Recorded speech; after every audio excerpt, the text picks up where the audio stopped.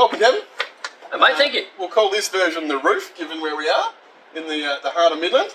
We're looking to find out a bit more about you today. Obviously, you're running again for the 2023 mayor election, which for the first time ever in WA is by popular vote instead of by council. And we're looking to have a chat with you about who you are, where you've been, where you're going, and what you see for Midland and the City of Swan's future. So, no, it's good. It's good to have you here, Kev. And so good to be here. First kick off the rank is basically just tell us a little bit about yourself and your history in the region. Obviously, you're a Bullsbrook fellow or up that way. Yeah. Look, I pretty much started hanging around Midland when I was a young lad, just left school. I was sent to boarding school here, having lived in the Northern Territory. Where was boarding school here? I was, dare I say, I was at Scotch College in Claremont. Yep. So I had relatives out at this part of the planet, so I used to sneak out here on weekends. And I had an uncle who trained horses, would you believe, just down on the corner of Lloyd Street and 2J Road. Close. So that was all just open plain.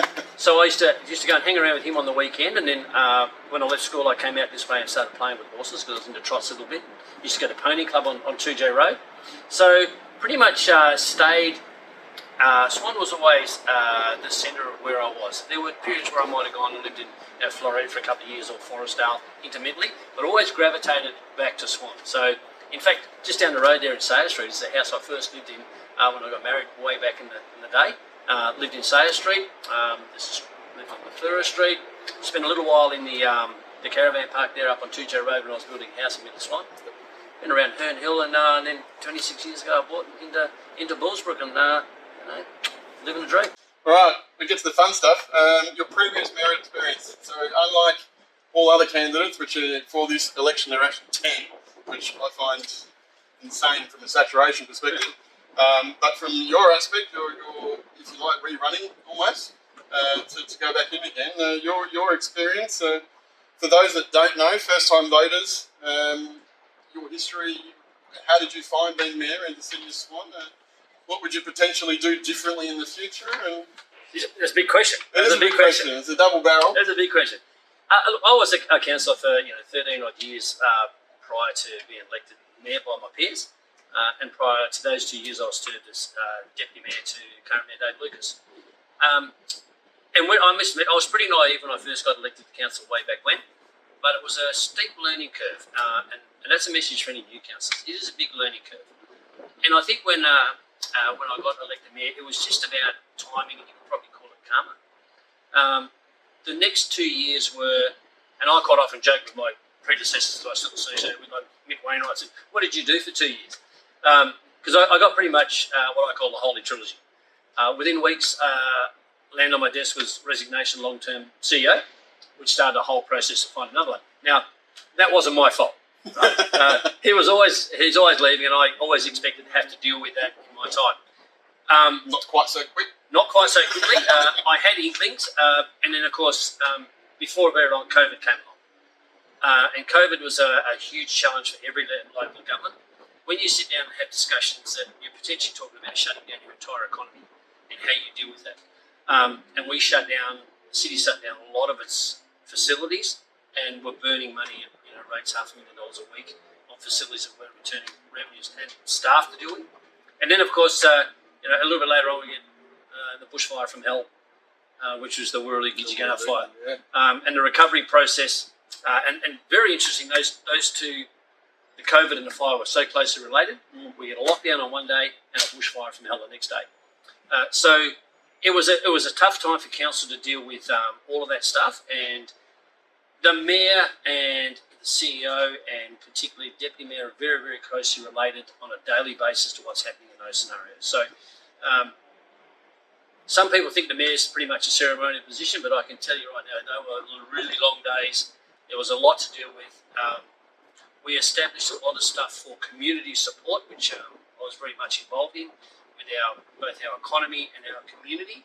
So we basically established a task force to deal with those, and how we assisted 11,500 registered businesses in Swan to make sure that they were supported, how they were able to cope, what was available to them. And of course, our community groups are exactly the same. They needed support. All our service providers, our charities, they needed that type of support. So we brought them together in a pretty unique way. So Mayor and the deputy mayor and one or two of my councillors, particularly who are in our emergency services space, spent a lot of time working with that. So that was difficult and challenging. And then the fire came along, and while the week of the fire was a very stressful time, I think that was probably a minimum 2 hours sleep a night type scenario. Media were unrelenting. I think I counted something like 72 interviews in 5 days. First one being 3:30 in the morning, being sunrise. You've got to go early to deal with these days. Good old days. And the last one I had was on the Friday night prior to it raining at 9:30 at night with Johnson 6PR. But it just doesn't stop there. It's an ongoing recovery process from both of those things that affect you so badly. And you're living with and talking with people on a daily basis affected by things that happen in Swan and how you can support them. People lost everything. So it was a 2-year term. It went past in a heartbeat because there was so much going on. And I'll be the first to say we had a difficult council to deal with as well. So, and councils are always difficult, but we managed to, at the end of the day, we got through that. We did a lot in the recovery process. We managed to get our economy through COVID. And I was always very confident. I used to go for a walk around and just talk to businesses and just, how's it going, all that kind of stuff. And I always had this feeling, even in the darkest days of COVID, when there was no good news, that there was this underlying optimism about how good it was going to be and how we can recover, and the way that all our businesses adapted. That really, to some extent, the city and our council were responsible for that enthusiasm because they could see what we were doing as a city. So to be part of the leadership and be one of the main leaders in that particular era was particularly satisfying, but hard work. You always, in the back of your mind, what's going to happen tomorrow? What drives you from that aspect of, I'm not over yet, I've got more to give, and I've got more to give because? That is a great question. When you are, and I think when people are invested in their community and their city, and you have a vision of what can really be created and how great the City of Swan could be, it's hard to let that go. You've been part of establishing the base for that, the foundations for that, and you see a longer term vision. You can't let that go. You need to be able to, and I have a desire to get back in there and make that happen, so that we can achieve all of those things that we see the potential. We've got a place over here called Swan Valley. Unbelievable point of difference. I cannot find a local government area other than somewhere like Venice where you can drive for 15 minutes from the main CBD and be in a place like the Swan Valley. And a river that runs past it, amazingly untapped potential for economic growth and prosperity for everybody in the City of Swan. And where we sit today, up here, and we look around at the potential right at the doorstep of this building. Literally. And how that can filter, across the road into the prosperity of those people who cross there. People own houses here, they're the biggest investment they've got. And we as a local government have a responsibility for making those people prosper. And steering projects like New Junction brings that expanded prosperity for all of our people. I'm very heavily involved in community work as well, and I see how community events and community interaction drives community spirit. And I don't think we do enough of it in the City of Swan. We can certainly do a whole lot more. And when I look at our competitors, which are in fact other local governments, I'm somewhat envious sometimes about how they do stuff so well and splash so much money out of it. So there's a whole lot of passion about the City of Swan. It's been my permanent home for at least 26 years and intermittently prior to that. So when you're heavily invested, you want the best to be here. You don't want it to wallow in the past. You've got eyes for the future and you've got to focus on it and keep moving forward. Kevin, thanks again. Basically, great conversation there earlier around where we're going, if you like, and where you've been in council. You made a couple of good points there. Talking about a difficult council during your mayoral term previously. What makes you say that, and what was the crux of that? And how do you think that can be better in the future, regardless of who's in council? I knew you'd ask me about that. We had a council that was, and probably still to a certain extent, that had very clear views about getting their message across to how to do it. So a lot of it became very adversarial. I think a lot of councillors, and this is not unique to Swan, feel that their entire role is in that chamber room on council meeting night.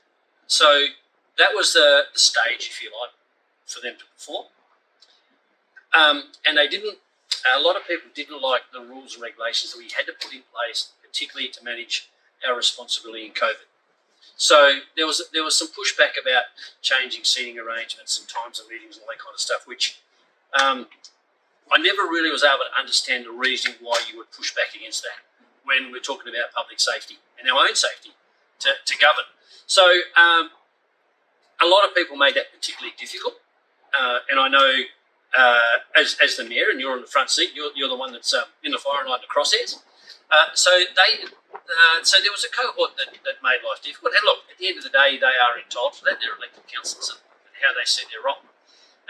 But it made it very difficult, but not impossible, to move forward as a council. We still managed at the end of the day to get good decisions. So when I got elected at the end of 2019 to the mayors, I never ever envisaged that I would deal with a once in a lifetime event, and B, a significant bushfire, and the other bits and pieces come off. So I never ever envisaged that, because I always have this thing that we're all got a common vision. We'll all move to the best forward. We all see the best outcome.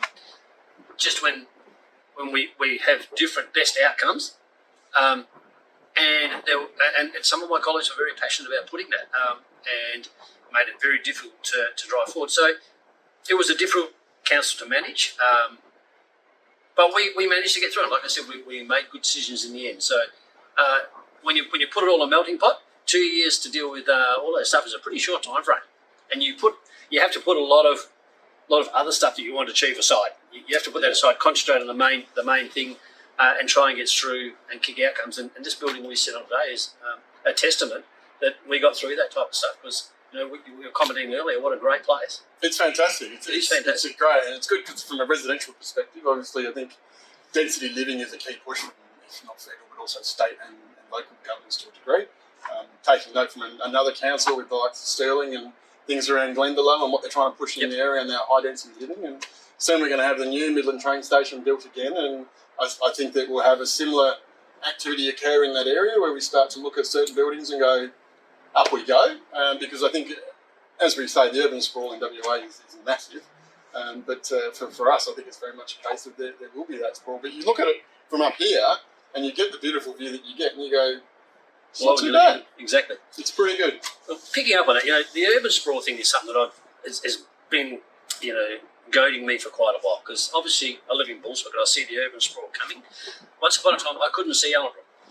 Now I can literally see the northern part of it. And somewhere along the line, we've got to change our mindset from the dark days of everybody needs a quarter-acre block. You can't find them anymore. But the wall-to-wall, gutter-to-gutter, high-density stuff that's spread over, further and further and further, it's expensive. It's hard to maintain infrastructure. But when you look at how do we create livable space, and I was saying to my wife the other day, we were in Bradford, I said, how cool would it be, we're having a coffee, and all things happen when you're having a coffee, how would it be, instead of those four houses there, how would it be if we stood them on top of each other and created vistas through them? So same number of living spaces, less footprint. And one of my colleagues made a statement one day, which I thought is very appropriate, that if you want to reduce your footprint, you have to go up, you haven't got a choice. Yeah. And let's face it, the Lord up there is not making any more dirt. So what we got is what we're stuck with. We just got to use it better. And if we go down the climate change route, the years to come, there'll be less of the dirt, so to speak. Good point. It's all there.